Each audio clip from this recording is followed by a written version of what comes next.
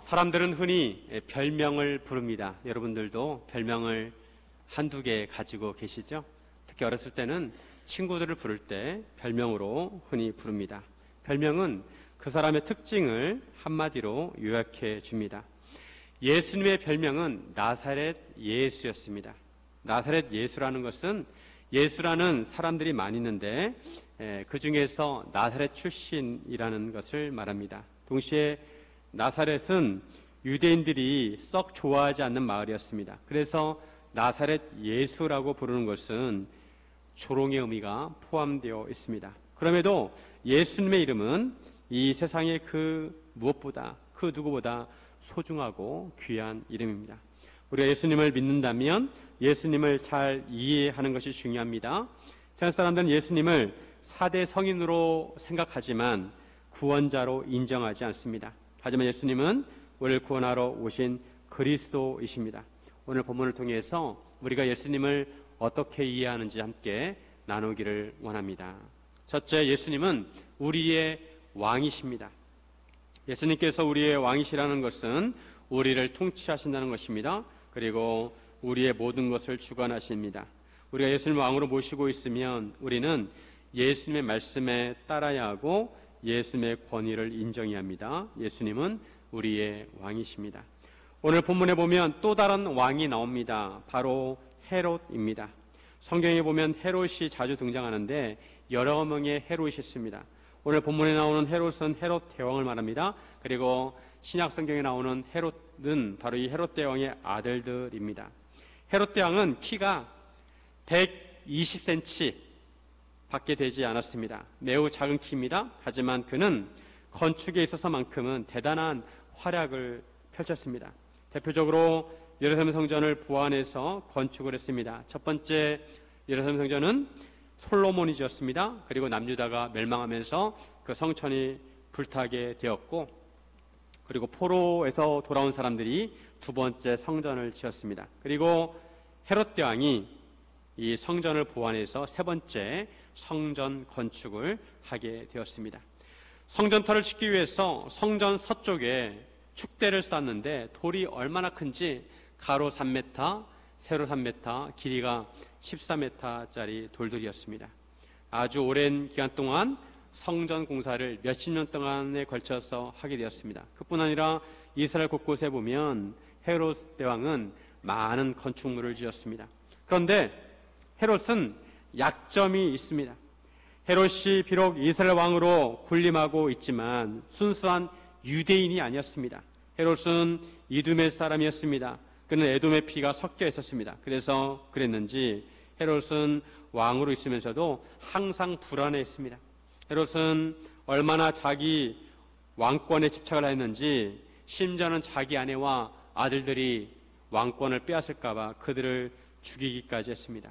그런데 이런 헤롯에게 아주 민감한 문제가 생깁니다. 어느 날 동방 박사들이 예루살렘에 와서는 유대인의 왕으로 나신 이가 어디 계시냐 묻는 것입니다. 유대인의 왕으로 나신 이가 어디 계시냐. 우리가 동방에서 그의 별을 보고 그에게 경배하러 왔다는 것입니다.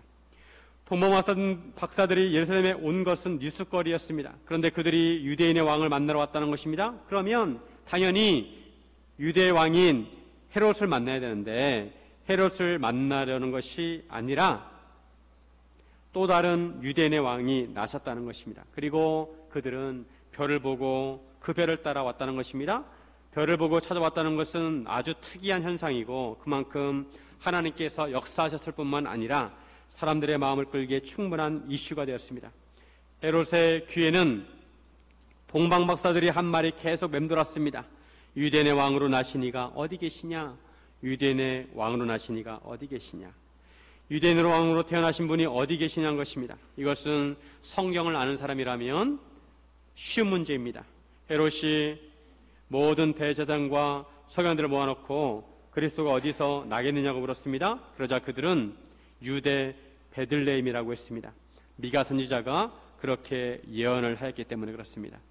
하지만 헤롯은 그 왕을 견제하였습니다. 분명히 지금은 자신이 왕인데 만약 유대인의 왕으로 태어난 사람이 있다면 그에게 백성들의 마음이 쏠릴 것이 뻔했습니다. 그래서 헤롯은 동방박사들에게 별이 나타난 때를 자세히 물었습니다. 그리고 그들을 베들레헴에 보내면서 가서 아기에 대해서 자세히 알아보고 찾거든 자기에게 알려달라고 하였습니다. 자기도 가서 그에게 경배하겠다는 것입니다. 하지만 헤롯은 여우 같은 정치인이었습니다. 정치인들은 말은 그럴듯하게 하지만 항상 저울질을 합니다. 어떤 것이 자기에 유리한지 저울질을 합니다. 그래서 정치인의 말을 액면 그대로 받아들일 수가 없습니다. 헤롯도 자기가 그의 경배하기 원한다고 하였지만 그것은 거짓말이었습니다. 실은 그를 제거하기 위한 포석이었습니다. 다행히 하나님께서는 동방박사들에게 꿈을 통해 헤롯에게로 돌아가지 말라고 하셨습니다. 나중에 헤롯이 박사들에게 속은 줄 알고 매우 화를 내면서 사람을 베들레헴에 보내서 그 지역 일대 사내 아이들을 2살부터 그 아래로 다 죽이도록 하였습니다. 2살 아래로 죽이라고 한 것은 헤롯이 동방박사들에게 자세히 알아본 때를 기준으로 한 것입니다. 이것을 보면 동방박사들은 예수님께서 태어나시자마자 찾아온 것이 아니라 예수님께서 어느 정도 성장하셨을 때 그때 찾아온 것입니다. 헤롯은 그때를 기준으로 베들레헴과 그 일대 2살 아래 아이들을 다 죽이라고 하였습니다. 이것은 통치자의 사악한 행동입니다. 헤롯은 왜 이렇게 하였을까요? 자기가 차지하고 있는 왕의 자리를 빼앗기지 않으려고 한 것입니다. 혹이라도 유대인의 왕으로 나신 이가 자기 자리를 빼앗을까봐 아예 싹을 자르기 위해서 아이들을 죽이라고 한 것입니다. 이것이 세상의 왕의 모습입니다. 세상의 통치자들이 다 그런 것은 아니지만 자기의 입지를 지키는 것을 최우선으로 합니다. 그리고 왕의 자리에 위협이 되는 것들은 다 제거합니다. 즉 왕이 백성을 위해 존재하는 것이 아니라 백성이 왕을 위해 존재한다고 생각합니다. 그래서 백성의 목숨을 파리 목숨보다 못하게 생각합니다. 하지만 예수님께서는 이런 세상의 왕들과 다르십니다. 예수님께서는 섬김을 받으러 오신 것이 아니라 섬기러 오셨습니다. 예수님께서는 평화의 왕으로 오셨습니다. 예수님께서는 생명을 빼앗으러 오신 것이 아니라 자신의 생명을 내어주시려고 오셨습니다. 예수님께서는 우리를 구원하러 오셨습니다. 세상의 왕은 칼로 통치하지만 예수님은 말씀으로 통치하십니다. 우리는 누구를 왕으로 모셔야 할까요? 헤롯처럼 왕의 자리를 지키기 위해서 무자비한 왕을 모셔야 할까요? 아니면 우리를 위해 목숨을 내어주신 예수님을 왕으로 모셔야 할까요? 우리의 진정한 왕은 예수 그리스도이십니다. 예수님께서는 우리의 왕으로 오셨습니다. 지난 시간에 예수님께서 이스라엘 대표하는 왕 다윗의 족보를 통해 오셨다는 것을 살펴보았습니다. 예수님께서는 왕으로 이 땅에 오셨습니다. 그럼에도 예수님을 왕으로 모시기를 거부하는 사람들이 아직도 세상에 많이 있습니다. 예수님을 왕으로 인정하지 않습니다. 하지만 우리는 예수님을 왕으로 모셔야 합니다. 예수님께서는 우리의 창조주시고 우리의 구원자 되십니다. 예수님께서는 우리를 창조하셨을 뿐만 아니라 우리를 구원해 주셨습니다. 예수님께서는 우리를 죄와 사망으로부터 구원하시기 위해서 십자가에 달리셨습니다. 세상에 이런 왕이 없습니다. 백성을 위해 왕이 죽는 경우는 없습니다. 오히려 왕을 위해 백성이 죽는 것을 당연하게 여깁니다. 하지만 예수님께서는 말이 안 되게도 우리를 구원하시기 위해서 생명을 내어놓으셨습니다. 우리를 섬기러 오셨습니다. 예수님의 섬김은 한순간으로 끝난 것이 아닙니다. 십자가에서 우리를 위해 돌아가신 것도 큰 은혜인데 예수님께서는 지금도 우리를 섬겨주십니다. 우리가 기도를 올려드릴 때 중보자가 되셔서 하나님 아버지께 중보하십니다. 우리에게 성령님을 보내주셔서 우리와 함께 하십니다. 그리고 우리를 보호하시고 우리를 인도해 주십니다. 우리가 믿음으로 살도록 세상에서 승리하도록 우리를 지켜주십니다. 예수님께서는 우리를 사랑하시고 우리와 함께 하시기를 원하십니다. 예수님은 왕으로 오셨습니다. 그런데 우리가 생각하는 세상의 왕이 아니라 우리를 섬기는 왕, 평화의 왕으로 오셨습니다. 그러므로 우리는 예수님을 왕으로 모셔야 합니다. 예수님을 경배해야 합니다. 오늘 본문에서 아기 예수님을 경배하는 사람은 아이러니하게 유대인들이 아닙니다. 먼 나라에서 찾아온 동방박사들이었습니다. 이들은 1500km를 이동해 왔습니다. 진정한 왕을 만나기 위해서입니다. 그리고 이들은 자기의 보배압을 열어서 황금과 유향과 모략을 예수님께 예물로 드렸습니다. 황금은 왕을 상징합니다. 유향은 제조하기가 어려워서 값비싼 것입니다. 모략은 장사를 지낼 때 사용이 됩니다. 우리는 이런 동방 박사들을 본받아서 예수님을 왕으로 모셔야 합니다. 우리는 예수님을 찾아야 합니다. 아무리 거리가 멀더라도 예수님을 찾아야 합니다. 물론 영적으로 예수님은 우리와 함께 하십니다. 그럼에도 우리는 항상 예수님을 찾는 자세를 취해야 합니다. 우리의 마음과 몸이 예수님을 향해 있어야 합니다. 우리가 예수님을 왕으로 모시기 위해서는 거리를 극복해야 합니다. 물리적인 거리, 심리적인 거리, 이런 거리들을 극복해야 합니다. 거리가 아무리 멀더라도 문제가 되지 않습니다. 우리가 사랑하는 사람을 만날 때 거리가 문제가 되지 않습니다. 그처럼 우리는 예수님을 찾아야 합니다. 그리고 우리는 보배압을 열어야 합니다. 예수를 왕으로 모시기 위해서 헌신과 희생을 해야 합니다. 우리는 모든 것을 하나님으로부터 공급을 받습니다. 하지만 그렇다고 받기만 해서는 안 됩니다. 우리가 받은 것 중에 일부를 떼어서 주님께 드려야 합니다. 이렇게 하는 것은 예수님이 무언가 부족해서 그런 것이 아니라 우리의 사랑의 표시이고 경배의 표시입니다. 우리의 보배합을 열지 않는 것은 우리의 마음을 열지 않는 것입니다. 단지 예수님이 필요한 것은 우리의 필요를 채우기 위한 존재로 여기는 것입니다. 그것은 예수님을 왕으로 모시는 것이 아닙니다. 우리가 진정으로 예수님을 왕으로 섬기려면 우리의 보배합을 열어서 가장 귀한 것을 예수님께 드려야 합니다. 사랑하는 성도 여러분, 예수님을 왕으로 섬기시기를 주님의 이름으로 축원드립니다. 둘째, 예수님은 그 말씀이십니다. 예수님께서는 이 세상에 말씀으로 오셨습니다. 우리는 예수님의 말씀을 믿어야 하고 순종해야 합니다. 요한복음 1장 1절에 보시면 태초에 말씀이 계시니라. 이 말씀이 하나님과 함께 하셨으니 이 말씀은 곧 하나님이시니라. 여기서 말씀은 예수님을 의미하는데 원문에 보면 말씀 앞에 정관사가 있습니다. 그 말씀 태초에 그 말씀이 계시니라. 그 말씀이 하나님과 함께 하셨으니 그 말씀이 곧 하나님이시니라. 요한복음 1장 14절에 보면 이 말씀이 육신이 되셨다고 말씀합니다. 그 말씀이 육신이 되어 우리 가운데 거하심에 우리가 그 영광을 보니 아버지의 독생자의 영광이요 은혜와 진리가 충만하더라. 예수님께서는 이 세상에 말씀으로 오셨습니다. 그래서 마태복음에 보면 예수님께서 하신 사역들이 구약에 예언된 말씀들을 성취한 것을 볼 수가 있습니다. 예수님께서 태어나신 것부터 예수님께서 십자가에 돌아가시기까지 예수님께서는 하나님의 예언의 말씀을 성취하셨습니다. 오늘 본문에서도 이것을 알 수가 있습니다. 예수님께서 베들레헴에서 태어나셨습니다. 예수님의 어머니 마리아와 요셉은 갈릴리에 살고 있었습니다. 그런데 호적을 하러 왔다가 베들레헴에서 예루살렘을 낳게 되었습니다. 예수님께서 이처럼 베들레헴에서 태어나신 것은 미가 선지자가 미리 예언하였습니다. 6절에 보시면 6절은 미가서 5장 2절을 인용한 말씀입니다.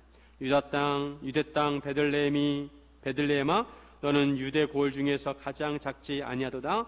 내게서 한 다스리는 자가 나와서 내 백성 이스라엘의 목자가 되리라. 베들레헴은 아주 작은 마을입니다. 하지만 베들레헴이 가장 작지 않다고 합니다. 왜냐하면 베들레헴에서 왕이 나시기 때문입니다. 베들레헴은 다윗의 고향이기도 합니다. 다윗은 이스라엘을 대표하는 왕입니다.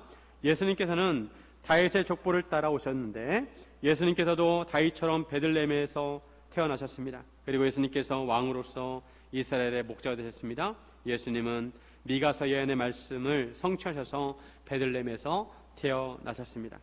그리고 헤롯이 동방 박사들에게 속은 줄 알고 베들레헴 일대에 있는 어린 아기들을 죽이게 하였습니다. 하나님께서는 예수님의 생명을 위협하는 헤롯을 피하여 요셉으로 하여금 그것을 떠나 애굽으로 가게 하십니다. 그리고 헤롯의 죽기까지 애굽에 있게 됩니다. 헤롯은 베들레헴 일대 2살 이하의 아이들을 죽이게 되는데 이 또한 예레미야 선지자를 통해서 예언되어 있었습니다. 18절에 보면 라마에서 슬퍼하며 크게 통곡하는 소리가 들리니 라헬이 그 자식을 위하여 애곡하는 것이라. 이 말씀은 예레미야 31장 15절 말씀을 인용한 말씀입니다. 라헬은 베냐민을 낳다가 베들레헴으로 가는 길에 죽어서 장사 지내게 되었습니다. 그리고 남유다가 멸망을 하였을 때 바벨론은 유대인들을 포로로 끌고 가려고 베들레헴의 사람들을 모았습니다. 그래서 그것은 애통의 장소이기도 합니다.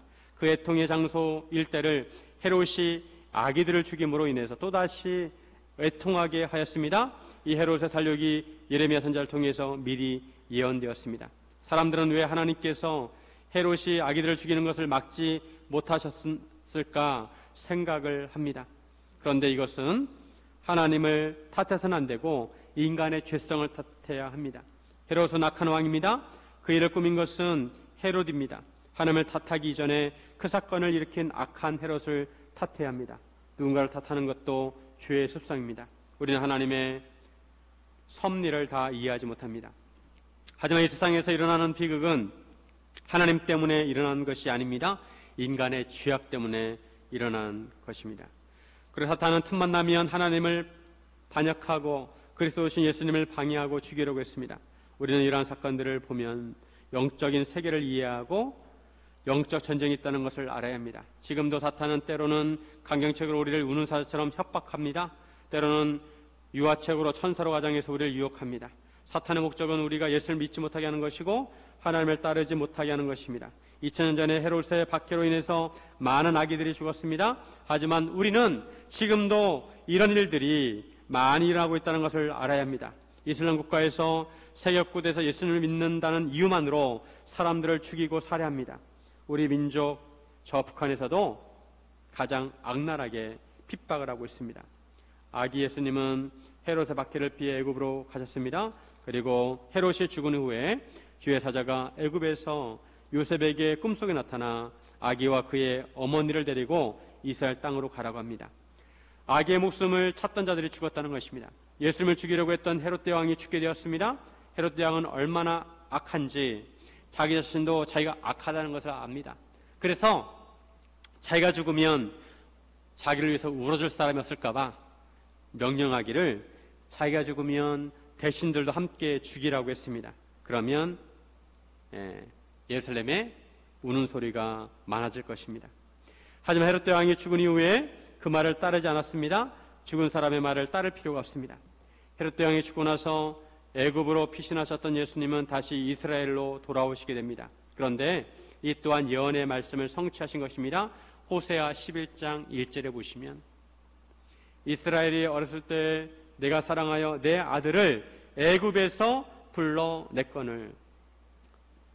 이것은 출애굽을 의미하기도 하고 예수님께서 애굽에서 올라오시는 것을 의미합니다. 이처럼 예수님은 말씀으로서 예언된 말씀을 성취하셨습니다. 그리고 예수님은 하나님의 말씀에 죽기까지 순종하셨습니다. 우리도 이런 예수님을 본받아서 하나님의 말씀에 순종해야 합니다. 하나님의 말씀에 순종하려면 우리 하나님의 말씀이 그대로 이루어지는 것을 믿어야 합니다. 예수님께서는 천지가 없어질지언정 율법의 1.1획도 없어지지 않을 것이라고 하셨습니다. 하나님의 말씀은 영원하고 변하지 않습니다. 하나님께서 약속하신 말씀은 반드시 이루어집니다. 성경에 보면 성취된 말씀도 있고 아직 성취되지 않은 말씀도 있습니다. 구약 성경은 옛 언약입니다. 구약 성경은 이 땅에 오실 예수님에 대한 예언의 말씀들입니다. 예수님께서는 이 땅에 오셔서 예수님에 대한 예언의 말씀들을 성취하셨습니다. 신약 성경은 새 언약입니다. 앞으로 이루어질 언약의 말씀입니다. 예수님께서 다시 오신다고 약속하셨고 예수님께서 다시 오시는 날 구원이 완성이 되고 하나님의 나라가 온전히 이루어지게 될 것입니다. 우리는 이런 하나님의 언약을 붙들어야 하고 믿어야 합니다. 하나님의 말씀은 아무리 시간이 오래 지나도 반드시 이루어짐을 믿어야 합니다. 믿으십니까? 우리가 하나님의 말씀이 온전히 이루어짐을 믿으려면 신실하신 하나님을 믿어야 합니다. 하나님께서는 신실하셔서 한번 하신 말씀은 반드시 이루십니다. 이스라엘 백성이 가나안 땅을 정복할 때 제일 먼저 여리고성을 정복했습니다. 그리고 여리고성을 다시 건축하는 자는 여호와 앞에서 저주를 받을 것이라고 하셨습니다. 그 기초를 쌓을 때 그 맏아들을 잃을 것이고 그 문을 세울 때 그의 막내 아들을 잃을 것이라고 하였습니다. 그로부터 500년이 지난 다음에 베델의 히엘이 여리고성을 건축하다가 두 아들을 잃게 되었습니다. 하나님의 말씀은 모든 말씀이 다 귀합니다. 마지막 성경 요한계시록에서도 하나님의 말씀을 더하거나 빼지 말라고 하셨습니다. 상식적으로 생각하면 하나님의 말씀을 직접 받은 이스라엘 백성이 그리스도에 대해서 더 열망하고 더 적극적이어야 합니다. 그런데 유대인들은 예수님을 알지도 못했고 관심도 가지지 않았습니다. 이에 반해 동방 박사들은 멀리 떨어져 있었음에도 불구하고 예수님에 대해서 관심을 가지고 예수님을 찾아왔습니다. 물론 바벨론 지역은 유대인들의 포로로 끌려갔다가 남아있는 사람들도 있었기에 하나님의 율법에 대한 정보가 있었습니다. 동방 박사들은 별을 연구하는 사람들이었습니다. 그런 그들이 별을 따라오게 된 것입니다. 이것도 또한 예언의 말씀에 의한 것입니다. 민수기 24장 17절에 보시면 이 말씀은 발람이 하나님의 지시대로 예언을 한 것입니다. 내가 그들을 보아도 이때 일이 아니며 내가 그를 바라보아도 가까운 일이 아니로다. 한 별이 야곱에게서 나오며 한 규가 이스라엘에게서 일어나서 모압을 이쪽에서 저쪽까지 쳐서 무찌르고 또 셋의 자식들을 다 멸하리로다. 동방박사들은 이 말씀을 읽고 별을 따라왔고 예수님을 찾아 경배했습니다. 우리가 하나님의 말씀을 믿으려면 성령님의 도우심이 필요합니다. 성령님께서 도와주셔야 말씀에 순종할 수 있습니다. 우리는 말씀으로서 오신 예수님을 믿어야 하고 하나님의 말씀에 순종하는 삶을 살아야 합니다. 사랑하는 성도 여러분, 하나님의 말씀을 믿고 순종하시기를 주님의 이름으로 축원드립니다. 셋째, 예수님은 위로자이십니다.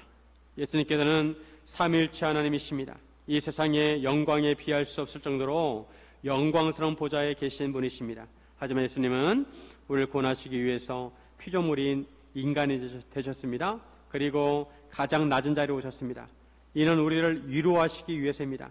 오늘 본문에는 나오지 않지만 누가복음에 보면 예수님께서는 태어나셔서 베들레헴에 방이 없어서 마곡간 구에 누우시게 됩니다. 베들레헴 지역은 석회암으로 이루어졌습니다. 그래서 언덕에 있는 집 밑에 굴을 파가지고 그 굴을 마곡간으로 사용하기도 하고 양우리로 사용하기도 했습니다. 예수님께서 그곳에 태어나셔서 말 구유에 누이신 것입니다. 예수님은 왕으로 오셨기에 가장 높임을 받으셔야 합니다. 그래서 사람들은 왕으로 오신 예수님을 알아보지 못합니다. 예수님은 가장 낮은 자리에 오셨습니다. 아기 예수님과 함께 애굽으로 내려간 요셉은 주의 사자의 말씀을 따라 다시 이스라엘로 오게 됩니다. 그런데 헤롯 대왕의 뒤를 이어서 왕이 된 헤롯 아켈라오도 악명이 높았습니다. 헤롯 대왕은 로마 원로원의 결정으로 왕이 되었습니다. 하지만 헤롯 대왕은 세 아들들에게 그 땅을 셋으로 나누어서 주었습니다. 그 중에 헤롯 아켈라오가 유대 땅을 통치하게 되었는데 그는 자기 통치권을 지키기 위해서 3,000명을 죽였습니다. 요셉이 다시 베들레헴으로 가게 되면 아켈라오의 통치권에 들어갑니다. 이것을 무서워한 요셉은 다시 꿈의 지시함을 받아서 갈릴리 지방으로 가게 됩니다. 그리고 나사렛이란 동네에 정착하게 됩니다. 이 또한 선지자가 하신 말씀, 나사렛 사람이라 칭하려는 말씀을 이루기 위함입니다. 오늘 본문 23절에 보시면 23절 보시면 나사렛이란 동네에 가서 사니 이는 선지자로 하신 말씀에 나사렛 사람이라 칭하리라 하심을 이루려 함이러라. 예수님이 괜히 나사렛에 가신 것이 아니라 이 말씀을 이루기 위해서 나사렛에 가셨다는 것입니다. 그런데 구약 성경을 찾아보면 구체적으로 예수님을 가리켜 나사렛 사람으로 일컬을 것이라는 말씀이 나오지 않습니다. 다만 이사야 11장 1절에 보면 이새의 줄기에서 한 싹이 나며 그 뿌리에서 한 가지가 나서 결실할 것이요 라고 되어 있는데 여기서 싹이란 단어가 넷제르입니다. 넷제르. 나사렛과 발음이 비슷합니다. 예수님께서 한 싹과 한 가지가 되셨습니다. 그런데 이 나사렛은 작은 동네였습니다. 특징은 로마 군인들이 주둔하고 있었다는 것입니다. 그래서 이방인 사람들이 많았습니다. 유대인들은 이방 사람들을 부정하게 여깁니다. 멀리합니다. 그래서 유대인들의 입장에서는 나사렛 사람들이 달갑지 않았습니다. 그래서 나다나엘도 나사렛에서 무슨 선한 것이 나올 수 있겠느냐 하였습니다. 예수님께서 이런 나사렛에서 자라게 되셨는데 예수님께서 주목받는 동네가 아니라, 잘 사는 동네가 아니라 오히려 사람들로부터 멸시를 받는 동네에서 자라나게 되셨습니다. 그뿐 아니라 예수님은 왕족이나 귀족의 가정에서 자라시지 않으셨습니다. 예수님께서 물론 다윗의 가문을 통해 오셨지만 예수님께서는 목수의 가정에서 태어나셨습니다. 그 당시 목수의 직업은 어떤 사람은 부유했다고 하고 어떤 사람은 가난했다고 합니다.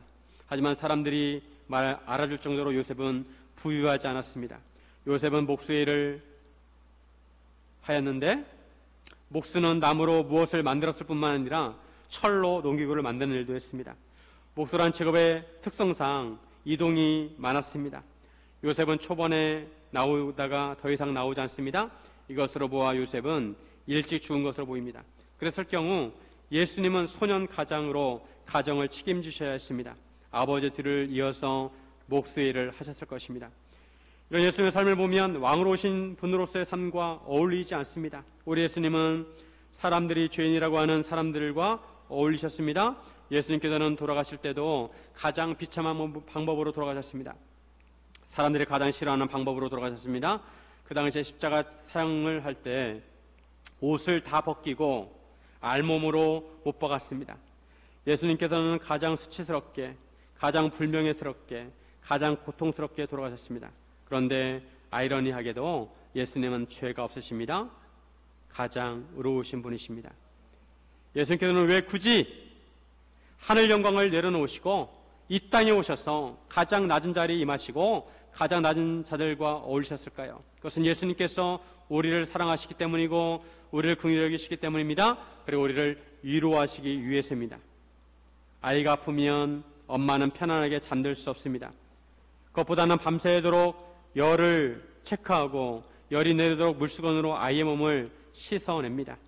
아픈 아이를 두고 엄마는 편안하게 쉴 수가 없습니다. 마찬가지로 예수님께서는 죄와 사망으로부터 고통받고 있는 인간을 보시면서 안타까워하셨습니다. 그래서 인간을 위해서 인간을 죄와 사망으로부터 구원하시기 위해서 우리가 받아야 하는 형벌을 직접 받으시고 우리를 위해서 피를 흘려주셨습니다. 그리고 우리에게는 그 피로 말미암아 우리의 죄를 씻도록 하셨습니다. 엄마가 아이를 불쌍히 여기는 것처럼 예수님께서도 우리를 불쌍히 여겨 주십니다.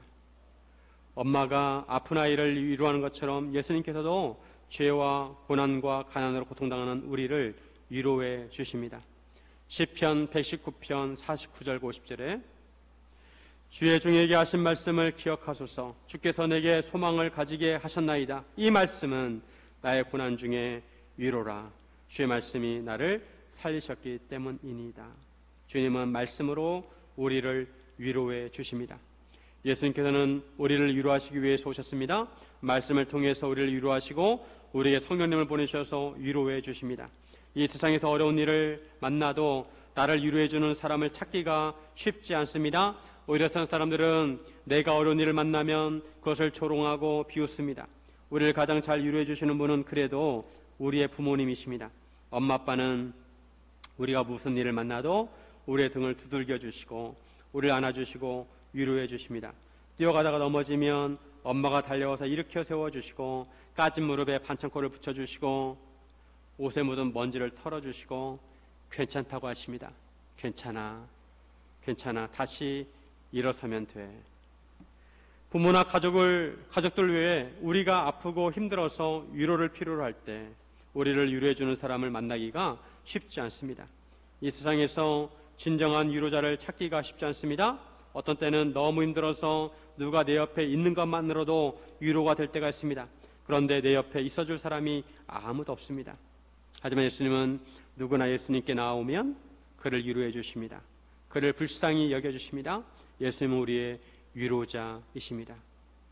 굳이 그럴 필요가 없었지만 예수님은 우리를 위해서 나사렛 예수로 불리셨습니다. 우리가 아프고 우리가 넘어지고 우리가 절망했을지라도 예수님께서는 우리를 말씀과 성령으로 위로해 주십니다. 내가 너를 사랑한단다. 내가 너에게 복 주기를 원한다. 내가 너를 치유하기를 원한다. 우리가 마음 문을 열고 마음 문을 열면 예수님께서는 언제든지 우리에게 들어오셔서 우리와 함께 하시고 우리를 위로해 주십니다. 혹시 힘든 일이 있거나 마음이 힘들면 예수님께 나오시길 바랍니다. 주님께서 위로해 주실 것입니다. 사랑하는 성도 여러분, 우리의 왕으로 오신 예수님을 왕으로 고백하고 말씀이신 예수님을 믿고 순종하며 주님의 위로를 받으시기를 주님의 이름으로 축원드립니다.